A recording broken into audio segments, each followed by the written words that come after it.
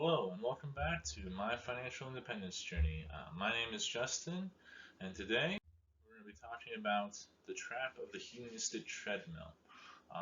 So today this video is going to be a lot different than videos I've done in the past that are very numbers oriented and number crunching. This is going to be more on the psychology of money side of things. So I'd really appreciate to hear down from you guys in the comments whether you like this type of video, whether you find it useful or helpful for you or not. So just want to point that out right now before we get too into it. Um, so first off, what is the hedonistic treadmill? So going more on the definition side, it is the relative long-term stability of personal happiness regardless of change in fortune or achievement of goals. So you might be saying, what the heck does that mean? And I understand that's kind of a weird way to say it. So practically that means as people make more money, their expectations and desires tend to raise as well, leading to net neutral long-term gain and overall happiness. So very basically speaking, this is sort of the idea of the keeping up with the Joneses, right? So you make more money at work, you get that raise or whatever, you think that that's going to solve your financial problems, but instead all you end up doing is buying the bigger house, getting the nicer car, all those sorts of things.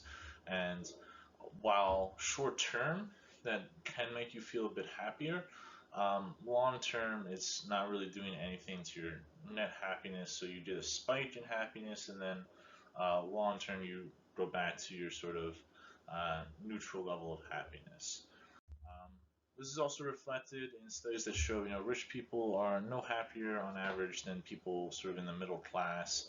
Um, that being said, is basically there's been a lot of studies that say, past a certain income level where you're more or less paying all the bills and have a bit left over for entertainment budget, additional dollars aren't really going to contribute very much to your happiness as long as you're pretty financially stable, away from that financial cliff, and can enjoy some things. Whether you're making 75,000 or 150,000 or $200,000, you're generally not going to be that much happier. So I wanted to go through a personal example using a tale of two trips. So trip one was a camping trip that I did in Yellowstone with a very good friend of mine. All-in costs for that trip were somewhere around $350. That's the groceries that we bought for our camping supplies, the gasoline to drive out there, the park fees for camping sites, using things like showers, whatnot, a motel stay because again it was a very long drive, so basically all day we wanted to have a break in the middle, and then eating out on while on the road. I did that trip, happiness-wise, very high rating, like 9.5 out of 10. Very, very satisfying, happy trip. Lots of great memories. Will remember that for the rest of my life. Trip number two, went and traveled to Europe, right? So all-in costs on this one were closer to 4.5 grand, including plane tickets, hotels, eating out, taxi travel around, entertainment while I was there, going and seeing things. And again, it was a good trip. I had fun, but I rated actually even less on the happiness scale than the first one at like an 8 out of 10. Partially because I did it by myself, and I feel like it would have been a lot better to have gone with a friend or something. But again, overall happiness was not higher. It was certainly not over 10x higher, or for that cost difference. And so I feel like even if that trip was a 10 out of 10, I feel like for the money difference and the time difference, that wouldn't make sense to continue taking trips like that. So, looking at this from a cost time analysis, and my own personal rating of the happiness I got out of those, I would say, taking a few sort of those Yellowstone style camping trips a year with a friend would be much more time and money beneficial to me and efficient than doing something like the travel to Europe.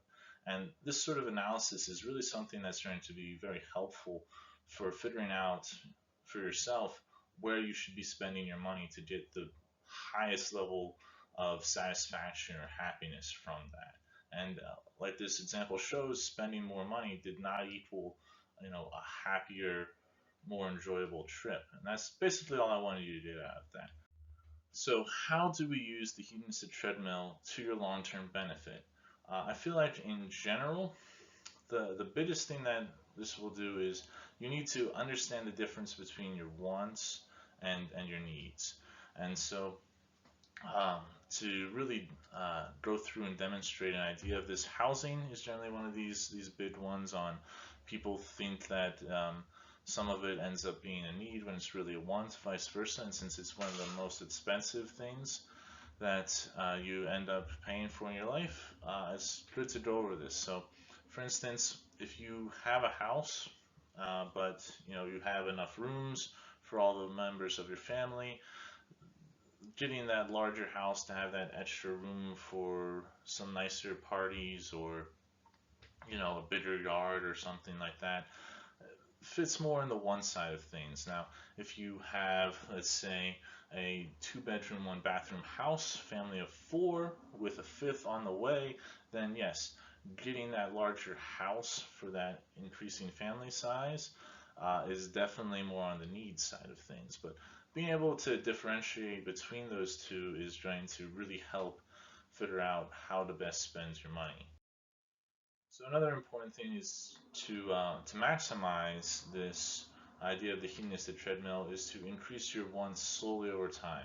That way you're going to get the maximum amount of enjoyment from each individual increase, right? So let's go back to the keeping up with the Joneses. If that's something that's going to actually make you happy, right, to get the bigger house and the nicer car and all of those things, then I would suggest really taking each one of those incrementally over time, right? So if you increase the house, the car, all of those things all at once, you're going to get that spike of enjoyment once, but then over time, right, that long term back to the net neutral happiness level, or your baseline happiness level, is going to happen faster than if you, all right, I get the nicer house, and then as that's your enjoyment is decreasing from that, then you get the nicer car, so on and so forth.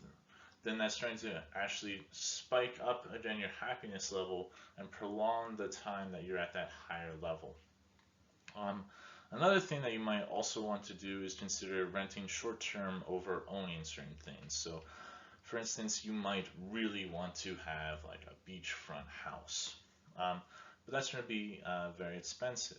So that's sort of more of a want generally over a need.